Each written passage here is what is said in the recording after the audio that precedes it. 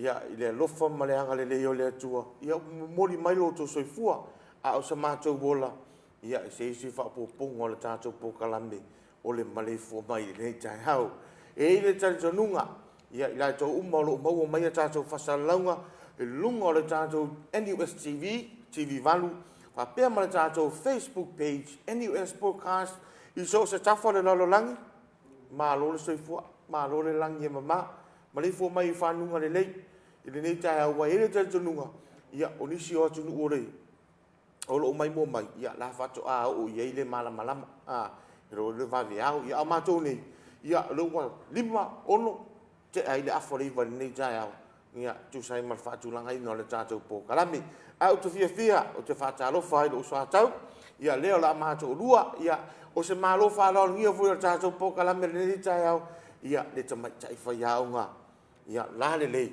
ia Johanna Sinclair talo fa yana nei tai au ia malo soi fuate vanga nei tai au fa talo fa fo ile mai mo fa fonga sa mo le nei tu la tai au mai fa salonga tu sa ole CV le universite o sa mo talo fa lava malo soi fo ei malo soi fo ke va kuai malo si nei tai au Fiololo ia le tama tai fa ia onga ia Johanna o te lo Tele ila to la mai mo mai lungo ta to Facebook page ta to NUS podcast na la to fu sa sa o nga ya te o ya o ye fu to no ta to university ya o te lo ya na wa ye se to ma tu pal ya se o nang de mai tai fa ya ya o le ta ya o yo na ma fa nga so lungo ta pu kalam ya o le se va nga ta no ne ta ya e mo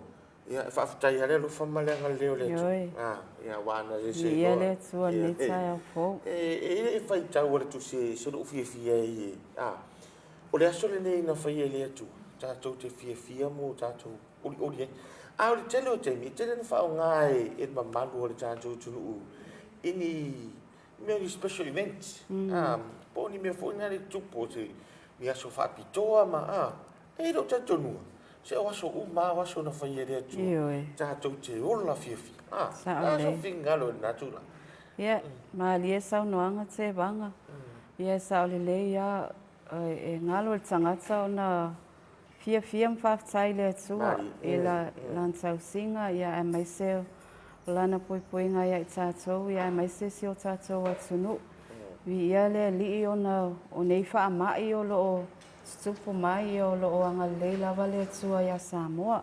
Ta o le il tu lang o fa mai le ia o lo mal pui ya ta to. Il tu lang a pe o le wa ma ta fu ina yo.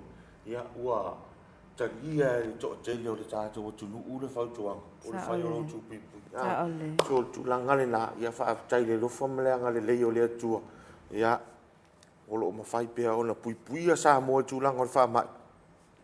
Le tele le ngau sa mai la ma sina o tea ya le to file mu ata tu ya ngai men ni te tu langa le tau ya ma tau le fa fonga mai le tato tu nu ya tu nu ma mau ya to ulu nai wanga to ulu nai wanga nei le ma veau fa solo mai ta ya ya le fo ya o toi sulu ma tango fiere ma to le la ya ma tau la nei to no la mo papa ngala ia ele o mai do ai lisi i tu o tato o tunu o lo mata ngo fie le tau le tu la to lima la po ia na pena e fa lo ngoi po te mina la e fai le lo malolo ia lu o sinta mai mafu e ia mato sa le ia sa o la ngona ina foi le mafu e fen kongwanga lo wala ke le lo sa lo la lu malo si mai e ko inga le mafui e ngofo lunga o lo ngala ya e fa fikai le ko le ai ma pu ye ka ko o vai tau tu e lunga o pena fai langi ne le tai au nga ngai mai e lima te si mal vanu le malos na fa mawina ia ile mafui e pe na lulu ia ele si tu langa fa pule ngai ia e pe ia fo tu nga masan ta tu lava chapen po ala va ia tu langa e tupu mai ni fa lave fa na tu ia o le tatou wola tapena ma tatou wola sa yuni Ia o i foi tātou te loa ai, o loo soifua le tua lo tātou tapu ai ai, ia o loo, e whai foi matofo lo tātou whātua tua nisi o tei. Ia, o nisi nā vaenga e peo na iai le tūlanga e talo le tau. Ia, ai, e peo na masani e tātou pokala me aso taitas, e ia tātou upu, ia upu e masani e peni upu whaamaru si au. Mo, ali I matama ita i hao. Wan na fila, nga wha mawhai le upu leo le procrastination. Be mawhai una tuu I se whasi whai tau. Do not procrastinate. Aua e te whai mea tu. O le whai mea tu ula le na mātou whawhai ngofi e ina. Ila le, le upu leo le procrastination na ngafi. Ai, ina u sau an nafi, le uri. Ina u sau leo whi au dunga I le tātou vaenga whapasinisi. O sau lori lalo. O wangai mele fuia. Ai wala au mai ia e te oluari. Masta mai tai o tasi. O te alwatu. O wape pole hale mea lei. O sa wali lori nga ia. Au te otu. Ewa mei. Whawhatai. E ser fia I nei tama I upu ia pe e. E watu I pokala mele tai au. Ia. O le mea voi lau fia I. O le au ngā tau ti ngā le usu mai o whirisi tai au. E se kia ka koukia. Ma le usa I hataki. O le au ngā le pokala me. Le mawhai ona, pe on tala no mai ia, o le tene o le tamata I Arlene, o Paul, ma e niku. Ia ma le faculty leo tau, faculty of science. Le ana mātou, ewe mai, pe mawhai ona umomoria upu e rua, o latou upu ia, o le ufai ma latou moto e whi nau wai. Ona le tau sanga whawai, o si vaenga le tau sanga whawai. Ewe mai nā. O upo e fi mana o te tala noa I pe tala noa I pokala me tau nei. Sacrifice and prioritize. Ngaia. Kalsio o langonga ka maiki le ka o ngā foi ngā upo e lua. Sacrifice and prioritize ia o ngi upo ka ua ke le mole o langa o inga o le ka maikiki. E au ngā foi mo mā kouwha ia o ngā. Sacrifice ia pole alo ngau I se mea e ke fia alu iai. Ia, you need to sacrifice e whaamua lau ngā ruenga, whaamua le a onga. Ia, pe ngā e kai o kusa ma le prioritize. O le mea e awe iai lau whaamua. Ia, e mai sa nge iwa I kai mi lewa wa kulaka I suenga. This is week 12. Yeah, we have 2 more weeks till exam. 2 more weeks. Yeah. Students, you really need to prioritize. Pole ale me kaunga whai ilo whaamua. Wa aio assessments, ave e ilo whaamua. Sacrifice fia kaa ma le kaumulmuli ka inga friends. Ia ai whaamua mea onga inga ia complete successfully nge semester. A wanga I mākua o lo kui mai le mulipanga mo o kou whangau. Ia, o se lui kau foi mo mākou whai a onga o whasaungia ku foi le whai ungo le ngei semester. Ia, o le wā maka ngā luluki mai le kele o ngā luenga ma deadlines e kaunga meets. Ai māngaia upo ngai ka maiki. O whawhatai I ari I male tamaitai a onga e pe on tu ina mai a tātou upa maru se au ni tai au. O ai, o I e tātou te loa ai. Wa o lai fo I e no ta inga I rātou. To prioritize and sacrifice. Wa make it a sacrifice. E o se upo whai mo whia na whai. O nei tele o I wa ai roa la prioritize. Ro winga whare meo a vera wha momo. Tu a toa la risi mere a. Pa e tātou wa ai o loto I e upo nei. E wai a oro lana. Pe lau le vai tau nei, whai o assignments. Whai o assignments I lo la o I due dates. Ia, e nā whape o lei, it's a major project. So si assessment for a major project. And o lea e fia alu e whai, ia polea se mea o lo fia alu e pu se aso whanau. Ia o sana wu, le rā mawhau, pe alu le aso whanau, pe no foi fai le mea o ngau kai au le test. Toi ngā mea, mana o mia le tangata e tole lotu. Wa la o fesiri muri ane no fesiri tonu le. Wano lo te lo. O lea ua a mata ia whatatanoanga fuinga leo skosipia tau sang whaavai. Leo lo whatau te ere tātou komisio tātou whainga arbe. E nei la tau ina au sia le fitu sfuru tolu pe fitu 5% anga i lunga. La tau la ena piki mai ere to a vansu mo tupu ia. Le o mauti no le. Le la wa mata whatatanoanga leo a adu verso ni. Wana na ofisila iai. Po la vea lai kongore. O le vaenga le wa afa mai I e sa. O le sila o la tau la le na mata wana mata la so fuai ia le teni. O le so rua ia la wari ia to rua. Nai tama ia. Ia ali o to rua. Le no ve to no fatata no ngale. Mo no sko si pini usil. Lo lo winga. Fe tau le le ala le mai o pu ia e rua ia na mai e vaenga le. Ma le la tau foi manu la tu li le. I fai ungoni sa mes. Ia aua foi nge ngalo le whanau.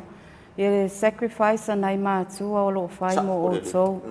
Ia kei minge la ua whakaikali ngai mākua po le asau kali aku I le kauki ngā o lo ia ngi kausanga. Ia e le whai ngō whir sa I lingo se le nge kongi ere pili. Ia ma ngai a fo I lau sau ngoanga I wingai upu e lua prioritize and sacrifice. Ia o lau koe kā e sa o ele whao. Ia o lau koe kā fo I pi o ele whao. Ia a waki whapea wa too late. Ia ai koe eli mai le the last 2 weeks e koe and your study week. Ia ku lei mai le study ma catch up au projects and your assignments. Orderly. Wai te rona tātou I uma mai are. Iyo e. Wai. I le whafonga le manu e tātou o tunu. O le tamaitai whai au ngā iai ana. Sinclair. I le whaunga le na mai atu nei le asafari le version teni. Le whauina I a le tamaitai whai au ngā. I se isi o na whailunga mawalunga. I le postgraduate diploma in science. O le whatatanoanga le nei tai au. Wai pēr mai mo mai re turu. Ua whetau I le leia upuina mai. Au whetau whare mai o nei upu e lua whaamarusi au. Mai I le whanau a o ngā le tōwhekot. Ma le marongo o mai. Ma le lua su mai. Ma le sia tātou malo wharo I raso mai. Ma le tūlanga wa o lua la. O le mole mai wola la le o le. O whamatalanga ia. Sacrifice. Prioritize. O le se senga la o lau sunga I ona ma ri ima tamaitai ia o ngale na mai tātou upu whaamarusi au la sona. O oe o le tamaitai whai au. E whai lo wai. E whai le whanau. Tu mai na e o tiu te whare kare si. E o tiu te whare ai. O te iloa. I le tasi tau sang al postgraduate. Fe sau sacrifice na whai. Wa e o ke rau whai o le ke le o le sacrifice. Ai o le whaatulangana fui la o tiu te tau api.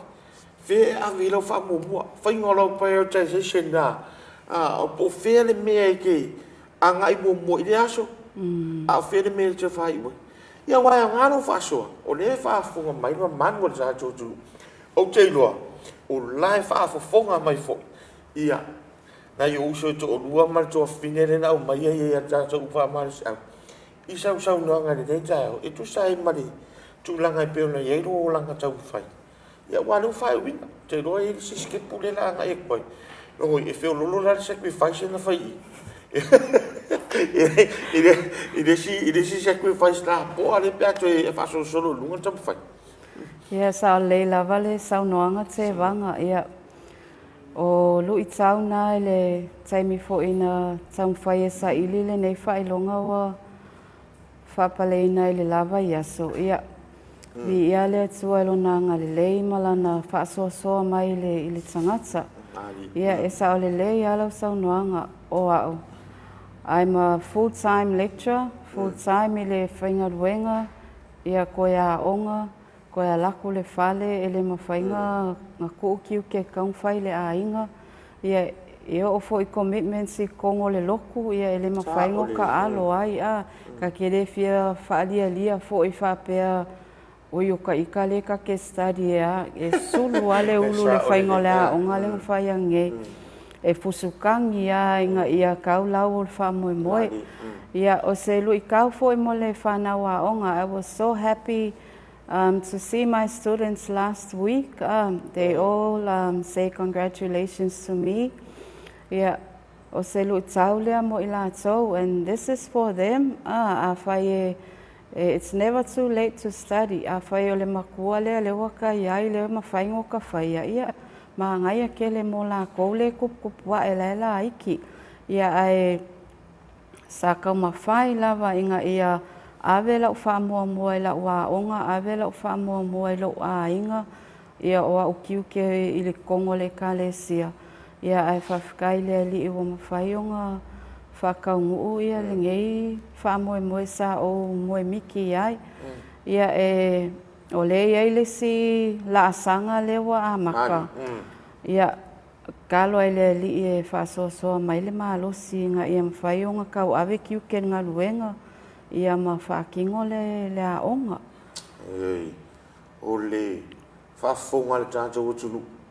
A li i matamai ta ia onga le whaafonga mai tātou poukalami. Never too old to study.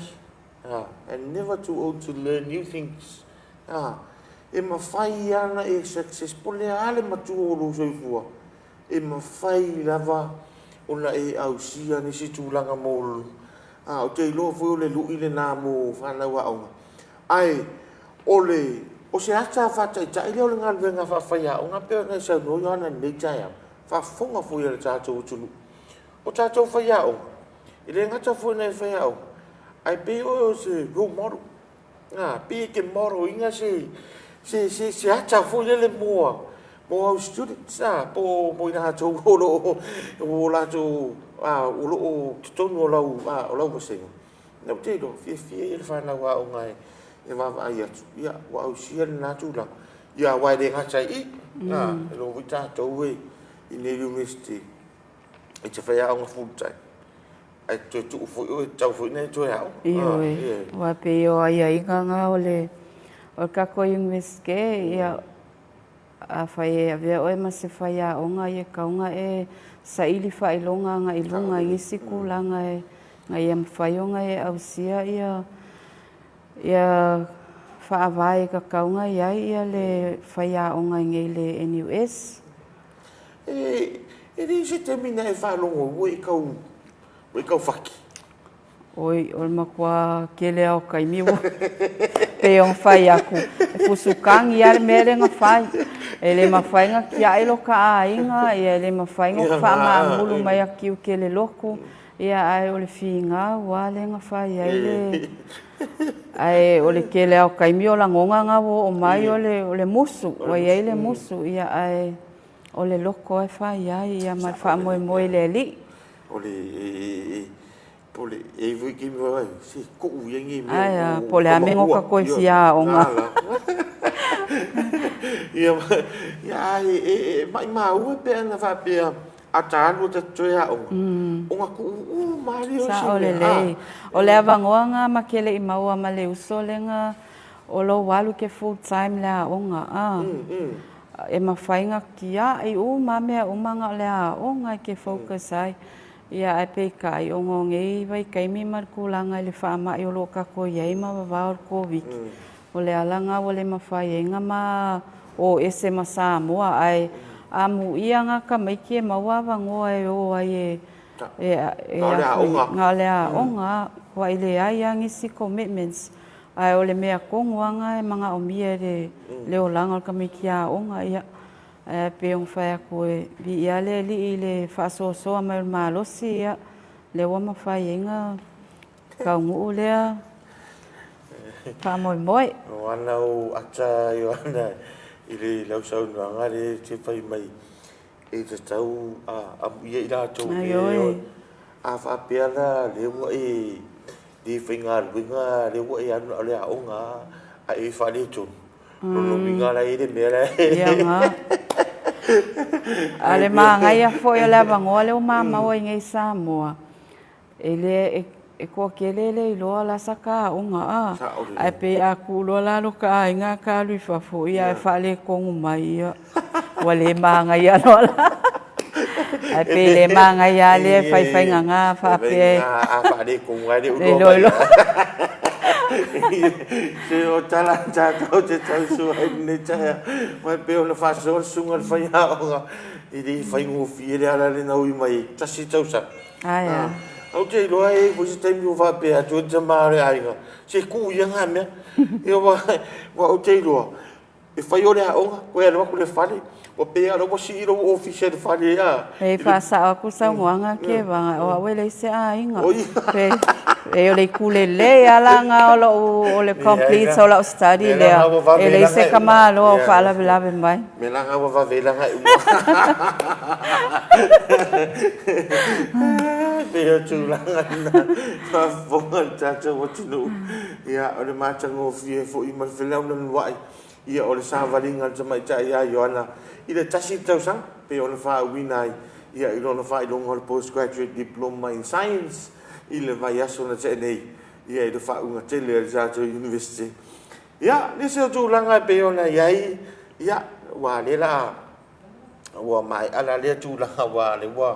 Fa fonga le tunu ui tau ia matelio wa ni so fuanga e mo le lumana wa le wa mai e stas na o le lua le ia la si fuanga fa wau e fa singa mana vatas ia mo le wa kule fa facility vanga ia o le wa fa wau le masters sa fa wau ai ngai le mako faculty mal mako pokalame ia hopefully pe amanguia ia makusai malfingalo le kua o kausanga fou ia fa mai ai lea pe a fa pe pule lo fale li ia o le ngau lava inga ia si ilunga le kulanga i le ngaluenga ia ma wa onga fo ia ma fa ilonga ia le alanga o le ngau e fa uma mangu le fia o ngal ma fo fa wa koma loa ia fiulo ko ka fa oso le iar whaingo rau lisi o rau.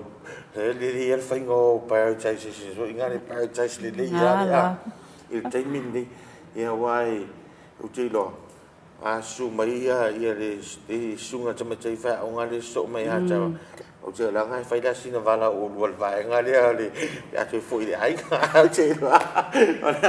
A o te langa le whafonga le tātu o tunu. Ia mātango fia fo I tana ngā le leitaya.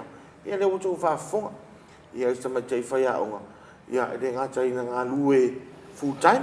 Ngā lue le whatau ina o mawasenga. Ia ngā lue le ngā whailonga I peo na ele. Whailonga maulunga o toisi iti ai o ngā waa mono to mai. Ia le ngata ia. Ia o whai vai tono o ainga. Ia matiu te tono le kare sia. Ai le ma whai ngā ngalo ai. Ia le ola tau mawhai. O se lu tau fwoi mo alo ma whanau. Ia o li matamaitai a onga. Ia le ai ase me le uma I mawhaia me uma le atu I lo ai le loto e le awala whai ai wai o le tāu o lo pe o le mene na sau no iai whai le taimi le iwa no wa iai le ngai e wha au wai wa atu tu fo wa koe wa le menga e whai mai lo loto I te o e whai ai alu whai ke whai ia uma ai a wa pe Ke fa longo fa finge Lei ke fosi. E te tango fosi o ngale. Ai tango fosi o e fai se me o ngale. I le o iai ro loto. I le na taimi. I le na taimi. Ai ai ale taimi e. Sa ole le. E fai ona fa tonu. Ai ale taimi o le li. I so se me. Ia na le fa fonga le ta jojo. Ia le o ta jojo ta le ta. Ia o te lo. Ia na fu mo wo se no fa ma. Ia monisi o lo tau fai wa o te loa te le la tau ora fai ni na tau fai I le fai unga tau sangan ni pe o le vai ngana le inga na va vai le fa unga I mai le na tau fai o na ti lo tu le pule I le o fika ko fai si to te lo no winga to te le la tau ai pe on sa no sunga tama te fai unga o lau tu ta e sa o le fa o lau tu ta fu I pi o ai a fai le ma prioritize le ia me ave i lo fa mua o tiuti ave i lo fa mua ma me la tau ona fa mua ma fai lo sacrifice o fa lo sacrifice o ave lo fa mua ma fai ma ia tau nu e le ia se mera pi e fu fa sa ole wa nga pi o le fa o le pi o le mea lai fai o le mena o le muri fu le mena ka nga ava pe ai te ro tai au su enga ai ele si me tua mai ai se vanga na ai wanga se ngase le upo toi foi mai e toi ata e se vanga wanga se ngase ia te mapu o toi nga me fa pena le foi ma fai na tu na ia fai au ona ele ni se tu dai ai o le mela le o lu sa kwali o tato o le va foi nei de ngalwe e te longo fia le tama te sa o pe ma tama te sa o mo sa le ia o le mel na le wata vai lo fai o fia nei ro pelo ai ro kai mia nge kau kuri mai la pelo le la uma semester wa kaka a semester ko le o mai pelo fai au o no ta o pokala men na pokala men pelo e mal lo sunga ai ngana o le me voi le o le o pelo ka semester ko fai la o le alu ave tala pelo I matua ina mo fa le tono saudi o le matua I no fulful le malu na titi fai tama we nga saudi so nga saudi le fai ao ai le o mala ma ko o le pelo le mele ele o le to nga me fa pena ia ai saudi le lauta o le temine o le vai tau o pelo la uma semester la uma semester le ka i semester a ko le ei assignments sau o le pasir coursework e sau dia so nga ko kuri prepara fo kuri vai se fele o tu vai e te to tu li ei lu male tua ma fa to ese ma e te talo le tua to e mese si malus e te toi sau le tau sang fo e toi fa tau nga se tu pe o matua wa ke ro me le ngo me ka kai ai se ke lo se fe ku pe ai ma ai pe o ne sa no sacrifice matua ni pe o le po ale mo moni po kala wa e da tana le fai so o la na ui mai e ia ile aso e le tau ma fai le tama ma le sina ile o ai se ferisere mo le lancha fana ia male kaunga ka pili a onga ai fai la utala le tai mina no tano mo wala ka ko fier pili o la onga ke minge e umale what e umale tau sanga fa vai e fa fe ar me a le pili ai saura mo tau pe ke full science ia ga ke kiloria e over mal fa ai mo ia foi ngai ka mai ki nga fakia ngai ma kuango kongi le pili ele o maua o mai ka mai ki o mo sa mo le vangoa ya o ngai o kele fa nga we o mai lo ngai ya o nga le NUS ya pe wa ku kuli lo ma ko o su nga luenga so soang ya ko ile sa ole fa nga sa le vanoa menna ali ma tu ya o nga si vayan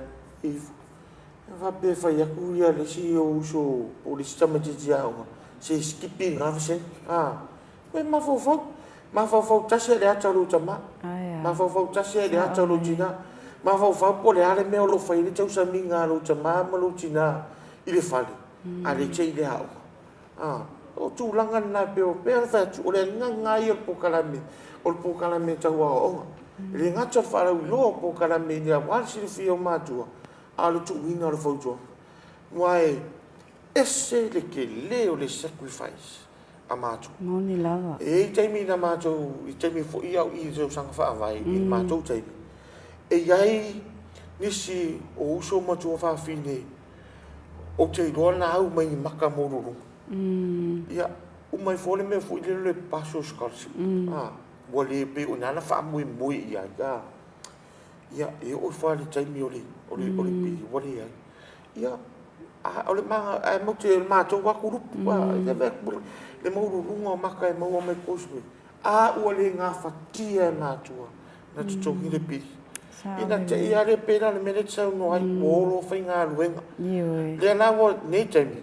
Ia whaftai o le tati wa ahi le woto e a hai mai. I le matua la so i fua le wo mai o whai whanau ma. A wai te rea si waenga mātou te whetau i le woto e me a ve simta o le toa whai e whai lungu mō mua. Ia le waenga le te ke real bachelor. Ia e si i mai le whanau a te sau ona o le sacrifice po sa rātou whai a mō rātou mātua. Ia sa o le le. Le la ua whai i rangi whola ngā mātua. Ia le whato a maua sina se reni whaanganga. Ia o nisi o ngai skolsipi fuiro maua mtanga lwengo hau. Le whato ato i o mai e ia o a tūranga nā pe o na tala noa i et pokala mele te a li i matamata i au whao ngā lere wano. Toi lua vai aso le au. Toi lua vai aso le au. Ia, ona vāre le vai aso study week. Ona o le vai aso. Ia, o suwe. Ia, ia, sau noa. Wale o toi mamau. Ia, au tūlanga nai pe o na e tātou whātatanu ngā ne tai au. O lo iei se tātou maro wharora ngia o lo so mai. Ai, Ioana, pe se si mea te toi whia sau noa. Sina upu wha maro si au. Mo alo whanau o le tātou university. Ia, whaftai lava te wanga, ia. O along whanau o le university, ia whaamalosi whaumar nei semester, ia pe ona iai upu whaamamafa o po kalame, prioritize and sacrifice. Ia ave lau whaamuamua i le me tau on whaamuamua. Ia mai mafau whau alofa le sacrifice anai mātua. Ia o si lui tau mulimuli nā mo i tātou uma, ia whapea fōi ia sunga i ali mtamai tai whaia onga le university, ia tātou on site, toi titi a uma fōi nei semester, mā lo lava. Whaftai wana, whaftai mo le whaamuno i nao lo taimi, ia i lunga o le tātou pōkalami, ia lea wei whaasoa i tūlanga i peona e ilo o langa tau mawhai, ia ma tūlanga fo i peona i ai whangasolonga, ia o toi si tia ia le whaidonga fo i tātou university, ono tūlanga o ai e inga o tātou ngā ruenga. Whaftai tele mo whaasoa ni taia. Whamanuia le atua. I le aso mga ruenga. Whamanuia fo le atua i whenga i mare. Mare anga i atu i whai ungo le jau sang. Ia mau belo malusi. Ia war whenga i mga ruenga. Ia le whafonga le tātou tulu. Ia o le whahenga le nā peo na i le tātou tananga ni taia au. Peo na whaasoa le tamatai whai aunga i a Ioana Sinclair. O se tamatai whai aunga i le whahenga o le wha-computing, po le vaenga o loo o inga le wha-computer i te tono le tātou university. Ia whaafte tele, ia mo le whaungo ingo le taimi, ia ne taimi, a whaising tātou marolonga, sina whaafia-fianga ke rui mai ai, ia matore, whai wholau i puti po wakum, ia tātou toi mafutai i le vaenga lona lua, ma le vaenga, ia whai o le tātou pokalame le nektaia o le Maleifua Mai. Toi te riu mai pokalame.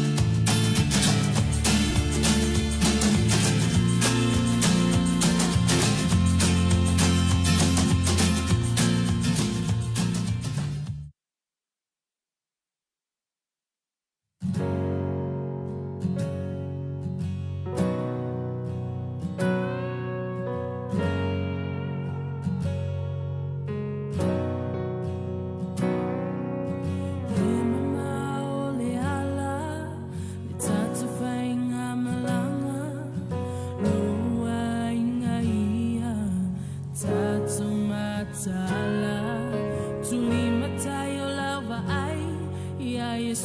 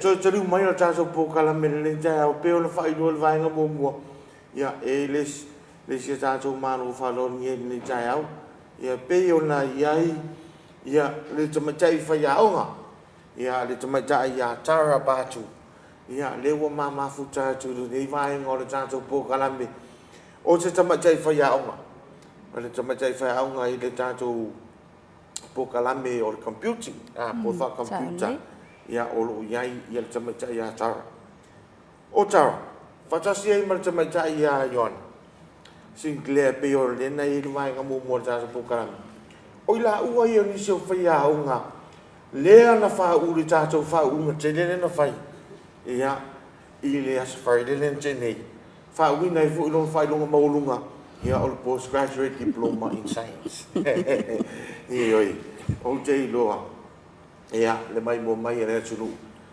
fai o lo soi ma fia te mai tai ata ia wa ta ko fo ni ngai ki go mai ala tau fai wa uma polonga wa tala na le fai ya e pia ta tau ni ai me se ala vai la tau e avem ta pum fai nga venga futai makal vai so bo mua vai so lua vai so lua va ko inga i fa pero ma ko i fa ai umaloa soli pe ko funga ma to ma tala le se o ke fu inga le fu li tai au sing ina o ma to wa se ma lo chang fai ma lo fu ile le tawa ta i lo sunga chama tai fa o ia wai umal man via ia le fu vai o che lo na fa wa sa le ai o le tulanga pe o nei i ta fa ta no che umona ta o le lu ta wa o che lo ia fai la sine se o lu ma yo na yo na ia la tu al fa le na o ia pe ui ia e la tu ia fa la vela ve mai ta ma o le ai fa la vela ve mai ta mai ia pe o tulanga pena ai se ta lo mo de vai nga le i tulanga po kalami wa te loa ia lo te loa wai loa le tunu ko tasi tau sanga ia pe ai full time nga ai se fa la wi loa le fa fonga le tunu ia o ia fa nga so longo po kalami tulanga o longa time frame po le period fo le ave le po kalami ia e fia courses ia e fia courses le semester ia a vai fo ila tau o tau avena mai tau fo vai na fa funga na tunu ia po ai sunga i tamaita i mari fai au ia lo tau avena tau polo kalame lo postgraduate diploma in science ia fa tai lava te vanga mo le fa sili ia ta ua lava le malama fo ia malu le atunu ile whaasolonga o le polokalame le o le postgraduate diploma in science. Ia o le whaasolonga o le polokalame full time le student. Ia tasi lava le tausanga e ave ai. Ia ai full part time. Ia e tasi ma le afa pe lua fo i tausanga e whaasolo le polokalame le. E fuafua le wha inga o pepa. E fuafua lava le wha inga o pepa. E ave le semester. E part-time. Sa o le. For full-time students, ia o le awha inga o pepa o le postgraduate diploma in science, ia e ono. E ono le awha inga o pepa. Ia o le whaasolonga la, ia le semester mua, e tolu pepa e ave ai. Ia le semester lona lua, ia tolu fo i la pepa e whai uai. Manuia o mala pepa nei, ia ua maua lo le whailonga, ia whauunga i le tausanga e so ai. O le tūlanga lea i pepa o lo o ave i le postgraduate diploma. Yeah, we have papers in research. Ia wa winai fo ila le whainga o le research in sciences, ia ma le research methods. Ia whaatatau lea i le field le mātou fo ia faculty. Ia e kawai fo ila ia oa ni theories ma methods e whaonga i le field lea o le computing o le science. Ia mai se fo i le matematika wa o department ia tolu o le mātou fo i faculty. Ia o isi tu e lua la pepa research e tatau lava ona ave. These are the core papers and these are the 2 compulsory papers in this program. Ia ona tutoe loa la le whāpepa o e taula o electives. Ia o pepa la nei, Ia lea lai patino loa lai i lau oe ia fio lea te a onga ai. Ia whaataitainga la pe ioa. Ia sa ave loa la upepa i le computing. Ia o pepa la nei e wha. Ea o fia ai la ia issues in ICT in Samoa. Ia o leisi pepa o le management of information system.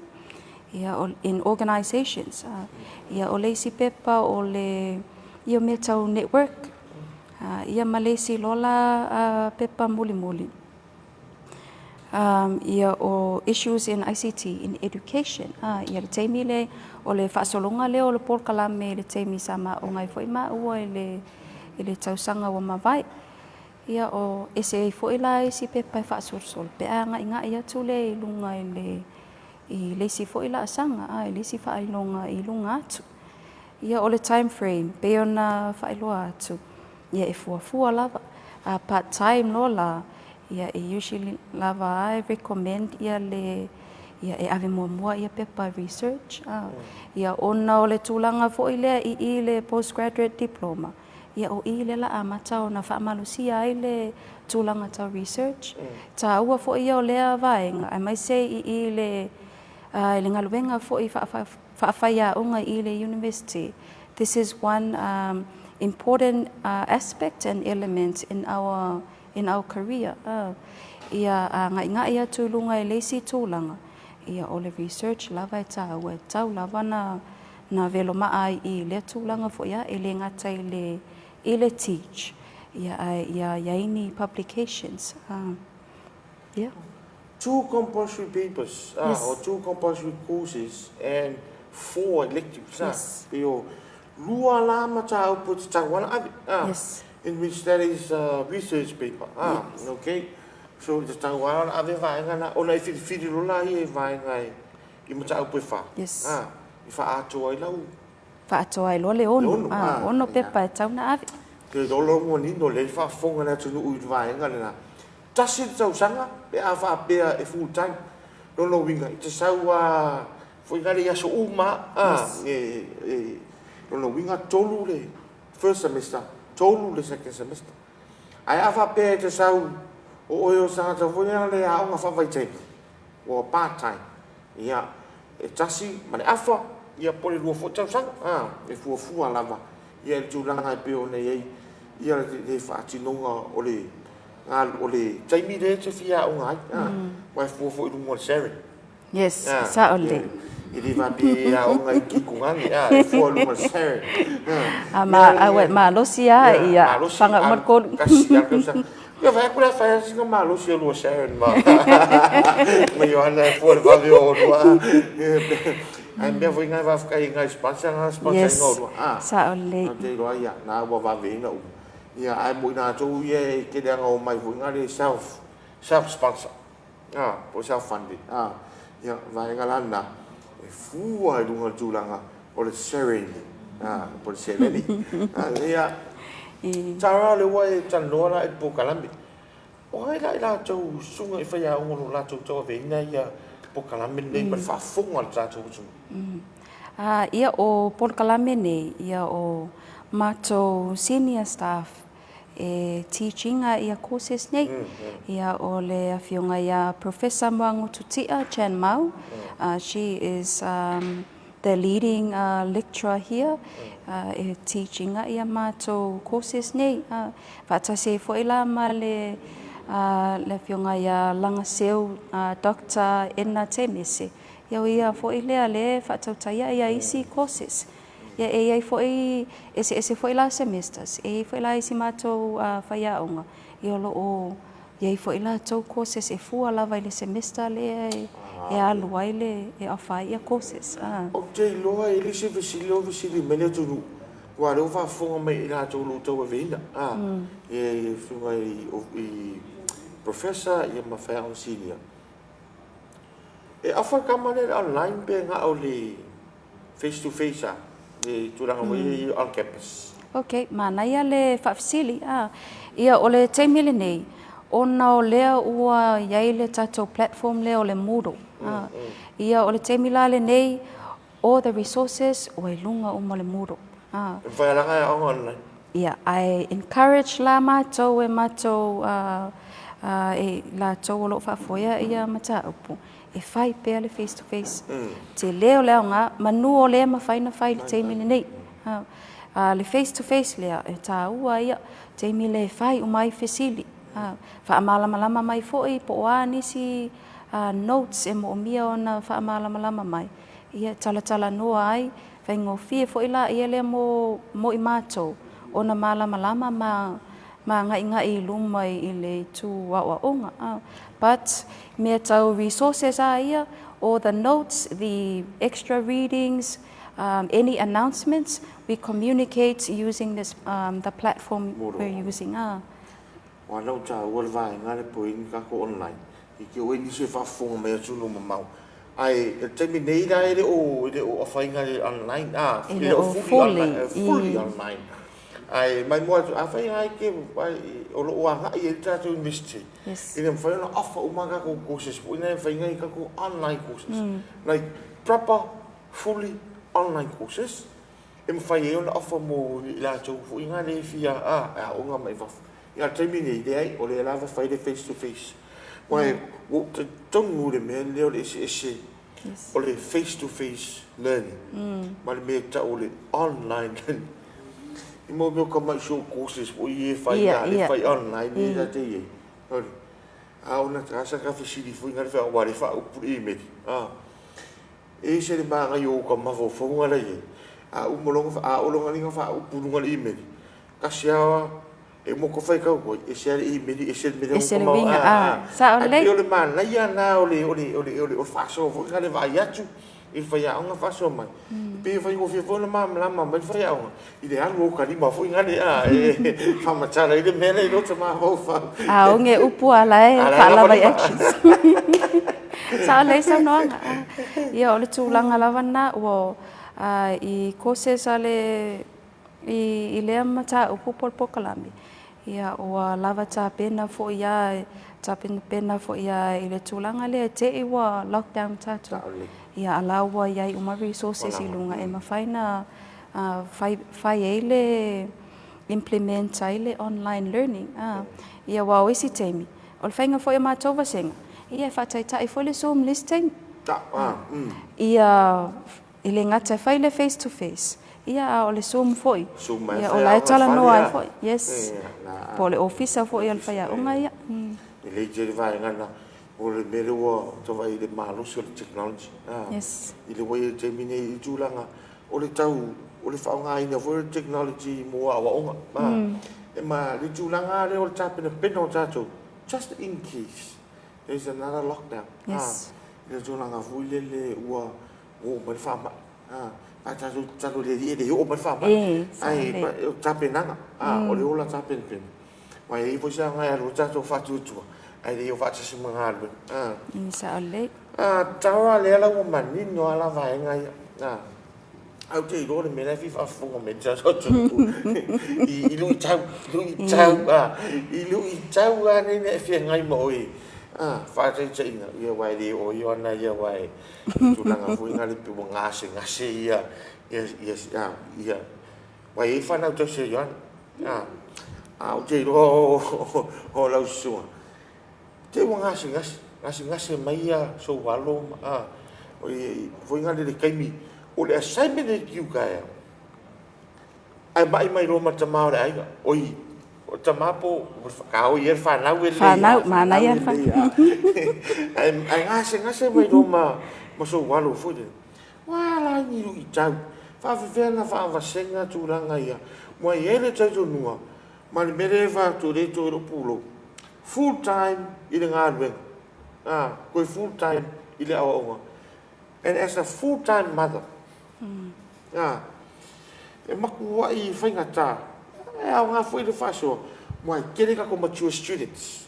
We have a lot of mature students in different programs. Not only Faculty of Science, but also Faculty of Entrepreneurship, the Faculty of Education, especially the Faculty of Education. Yes. Now, we have a lot of mature students. Students who come here to upgrade their qualifications, but with a pena.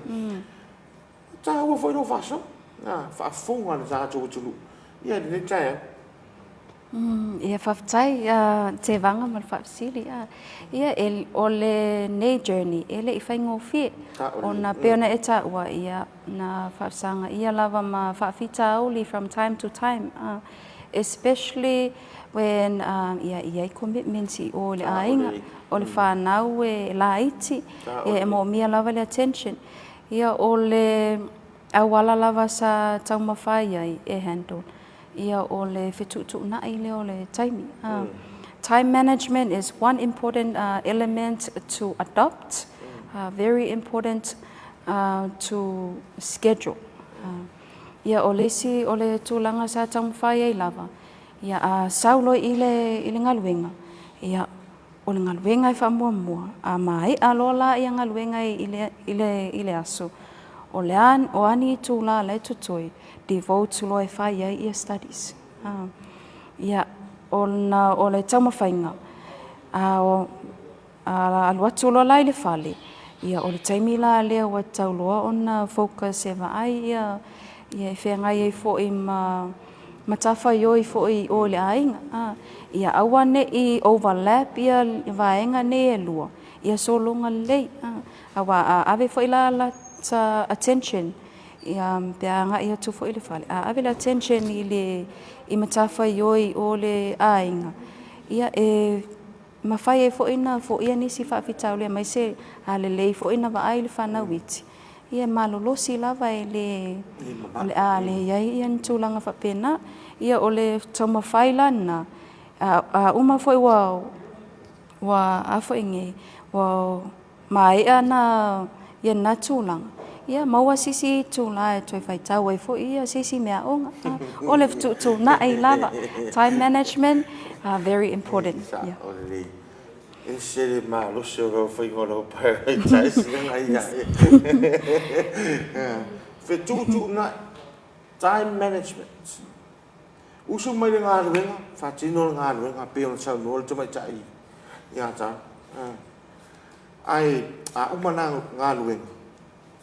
Ona focus pe ave le vaenga fo inga le si tu la so das fai tau e tu sia ai la tu for fa tu me aunga tu nga le ai wa ai ya le fa na ma le tama le ai wa le mai tau na o tama sia le tau ale mi si de tama la ai ma lo si la va ia pe le la ma lo si ana ia te le foi le support if I've tai fo I ainga this journey would not have been possible without their help ia o le si teimi pe ona ta wa afa pe le wala talata deadline ia o I lo la ka kikua I lo ka ainga fa mal moli ko kikia uma ai mo mia singa extra I kula ia o I life sosoani mai loa latou inisi tūlanga le taipei o le vaai o le whanauiti.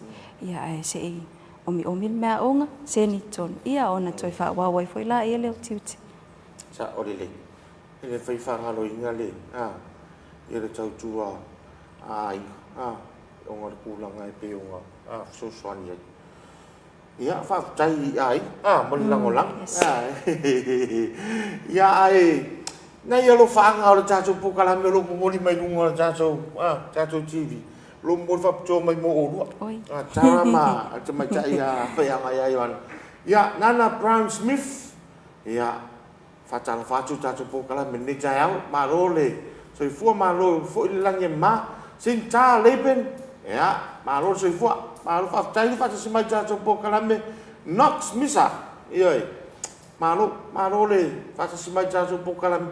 I lato nei re misi ia lo whaanga mai le ma moli mai o tō lo whaanga tātou pokala me le aso ma le aso ia tau lo whaanga whapitoa mai mo oi le lo moli mai mo oi ma le tātou pokala me ia o manu le lei kou yo puso tō ai ia mai se tu pertene fa u sen mai de veste fa mona to no na sa wa le te do ai kai fa to ai do o le na lu fa u mai ana va so le te ya a sa u la tau le ya la mali lu fa so ia lo to ta met a to na la a mai so se le dia manu le ko ia wale whaatanu ina o le sa pai o whanau. Ia, tōranga peo nei le tātou pōkala me le tai au. Ia o nei vaenga le na, te ro manino, ia le whaafonga, ia i le sawharinga. Ale te mai tai ia tāra, ia e peo na iai fo i rona whaidonga peo na wha ue le vai aso te nei. Tāwa risi vaenga e whai ua tā pōkala. Anafi. Na whai ile assessment la mātou wasenga fo i lalo tu spasi mō tāta matua. Po certificate in adult teaching. Le whatau ni practical teachings. E iei le presentation na whai ngafi. Whapea. Writing a simple budget. O pore tusi e ina. O se pāketi whai ngofi. Ai whatatau la. I tu singa le pāketi. O loto tamiti. O le meri no tana loa le vaenga rea. Wa. E si. Wai. Jelo temine, le fa falo wa I packet. I ve yesu. Ya, ia o nai o ke nga lo sa u le me le. Ale sa mai fa fole support. Support ya. Ai e foi na jo. Se wa exceed wa le per upunga le o fa lo ngol percent na fi. Awangi exceed how expenses. Ya income. Ia, like kiki fo me fa I lalo le mere ke maua. No, ai fa mai disi vaenga. Lead by all means. Ia kai vaenga tala no po kala me ne tai au. Mai ore tūranga le iei. O vai runga sistu singa lunga Facebook ka nei rei. Ana fia fia. Fa pe mai. O fo I le vai tau. E ve vesi e mami ma. Daddy mai le tai au se ia pa ia le po. Ona le fa so inga o le package. Fai o me mana o itina, fai o me mana o itama, pe ko airo. Ko pulo markava foi ngale o domestic violence. So wow, disi nga vai o te o o tina. Kira nga pe fenganga me wa pe resa mo supply me America. Ia tu nei rinta tu pokara me ni cha se o wa fa mafa se vai voi ta tu tina ia wai e ma ile mo ya cha tu tina ma tama e fa pena tina e mo voi ta ma se le mai do le nose Penga cha tele ma ele pengo pie ele sa le nose le farisa e fai le me tono lai are nose tina e nose tama me se vai le nose a ka go so dunga nose polokio e da son sale e nose a we ke o so vali e de o lava le me con o le wallet e de o lava le share e lava le share a wana malo vali e o lava le share fu le se le fu le nose I lungo le mere tono ta. Ma fia le wallet. Ma fia le wallet. Mai le fa pe wa e le mai le ka ma sangia. Ka ku sa mo. Ping ia le so fu o le so sa. A so fu ko mo biki nga ile Ke ia le mo mo umi. Wa nga mo umi. Mo lo. O le se ku pe mo le so sa. Fa ngalo ki nga. Nga ai le meta wa. Ia le mano le ta jo tu o le fa so po kala e ai vai le nos para te tian nos fa pe vai nga so e se le fai tala le angol vai e ai o tala fa mai o po ai le lofa e tinga sa le so no ia tu langa pe na ye ni ve yaso fa nga so lungo ta so po kala me ia o le tatou NUS te le awa tau le ini tatou pokarame o whatau te minei le wa ave le lua vai aso le wa iai o tu ato ala vai ia isi pokarame ia ai whaanganga vai ngai e wha umai assessment al whanau e al vai atu o mikasia lua vai aso te tam vai ai maua singa i oe al vai a onga i sau asai meo ngai overdue ai whapea mal whao sao đi study week oi phao nga luôn mau rồi cái mi đâu vậy phao nga phao nga le opportunity awane ifa misia le opportunity le fa na ai le vak o le opportunity đâu vak ko fai mai ai o foi le aso le tiu e ko sa ko fai medicine pero no se pe fa ta lo fai le ta to o vot ia le na mai atu le na fai wina ia le ta to tam sanga vodi foi na le business le fa to tai to ngai matu ma lo tam fai na ulu nua ma lo tam fai ana ma le ta to o vodi ta mai jai ma lo fa malos Mohammed o te le lopo le atu langa Mohammed le ta alo ma le piriaki ale me o te lo le lo fa lo o le na au ta to au lungo se mi fa no no vinga na e lua la ka ringi le a Mohammed o le piriaki ma le vodi au ke ranga ave ko le se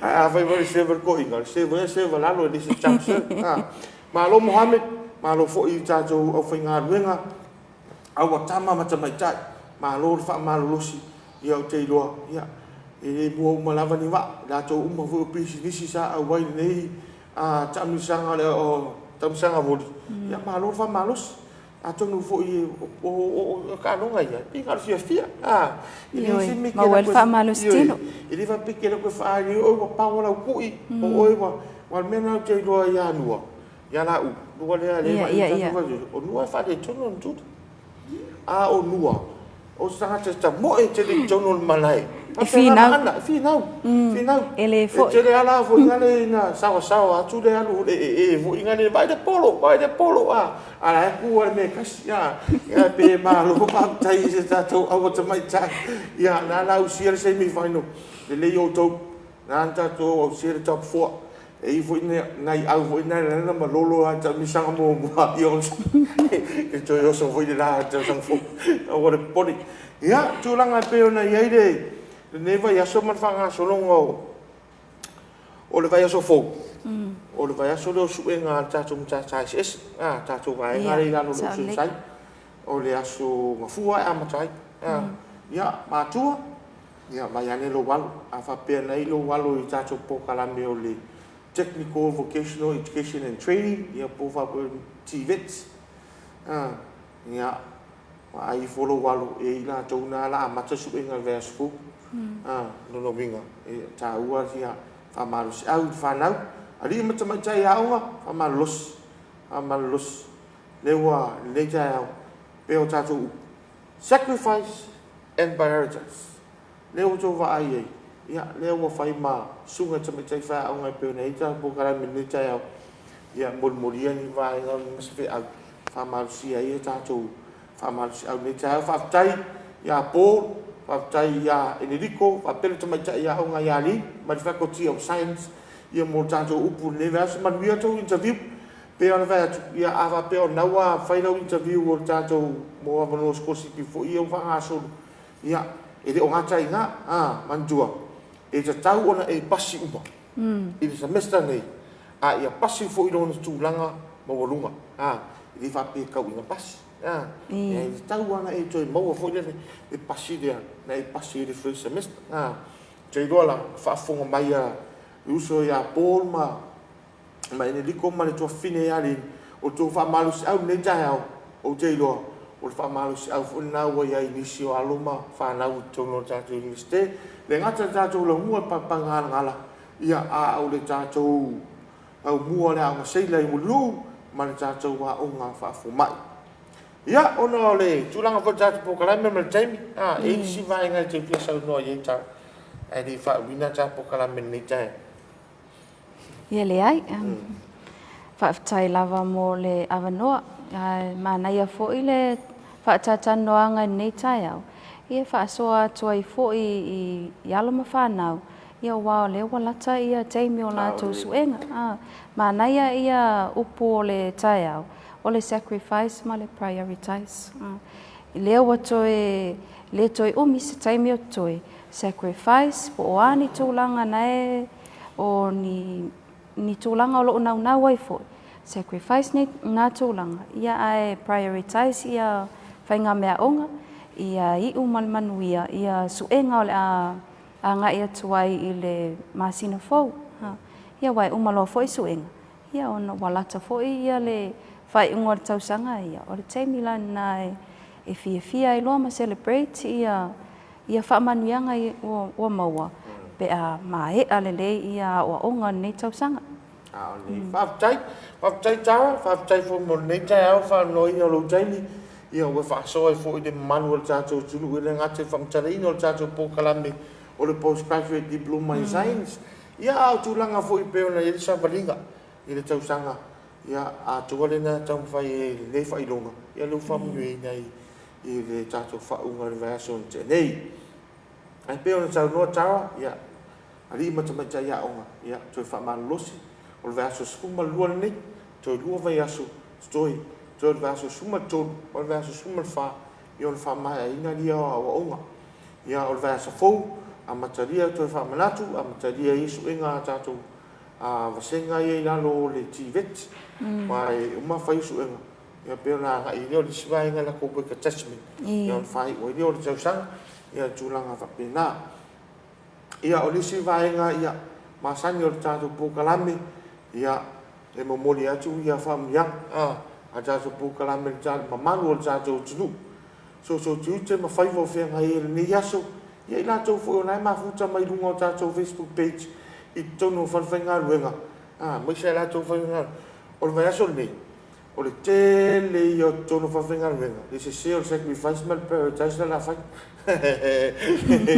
vai it is a sacrifice no so tu ta au ngai uma ngai sai ngai alu le mai le aka te dia vai ngai lu si de ai e io non le sacrifice o le fai o le mele le no winga ya fai foi ngai te do ngai fa ka o fo comic la koi boss la i puto la i puko fede ma la sa misi dia ya fai so to ma ta ka ta ngalo wak wai I yo ko sa wai ai ngô phiên mà chào ngô phiên ngao pe ai fai do le le ma mo mo alu le le alu po le fa lo ngoi te mi voi nga singa se ma lo poki o le alu la lo wai ma lu lo ngo vinga ai alu le pule ma sa ngai kofi wai ma sa nga sang wis ku ye ai fia ai foi ai se ngal ngai si fai ya si mo lo come se uma pisia ia ai le malu le fai ngal venga mon vi te lo to fai val ne ya ia fai ma to ngai wanga ne ya so ila to lo lungo o le fa foi na ta vale to no fai ngal venga ia la to fo lo mai mo ta mana ia fai anga I lunga la wa tele ia e te me ma se le wala pe a to fa ta ia tau ia lo le mu va ai lo sa le mu wa ya ne sa le mu alung fa na e te u te la via se ta mai ia wala ta do la to wa so fa to le ta po inga matua taus I malu fa ia famia tu ne ya man wi lo to ta po inga la to po inga ia man wi yo ma to fa o lo ma fo linga o le ia to I matara I le ne ja ya ia ma mo ma u ma lu se u su mai ai fa te pa tai mo la to tal fa tai fo le inga sa le vi I so se fa fai tau langa so se fio anga le ngata sa mo le ma tu ma mau ia man wi te le ne ya so man wi nga luenga ia fo ai pe le tu le malus ia wa tau tu inga le tu mo lo finga ngalo wo ma pa anga le ja po kala me I lungo ja so Facebook page ba lungo ja so TV van on wi to fai va mo ina to ye le fai se malu ja ya la ja su ma jas o se o te nau ni ai fa met fo mai e fa se fu lo te de fa se tau ma fa fu nga le me ai e te ola pa wa le tu langa o le a o e pe wo e fa va dia vai e ma fa ma le fa fo nga le tu o ya o va me le ai ai o va a poto o ia ma ona fu o va ne fa fo nga le poto e te to fu mai ai pe o po nga ma se ni ma tu sa le fu mo fu fa nga kwa le fu fa va dia ai mo le fu ma le ai mo fa va dia ya tu langa va pena ta tu si le men mana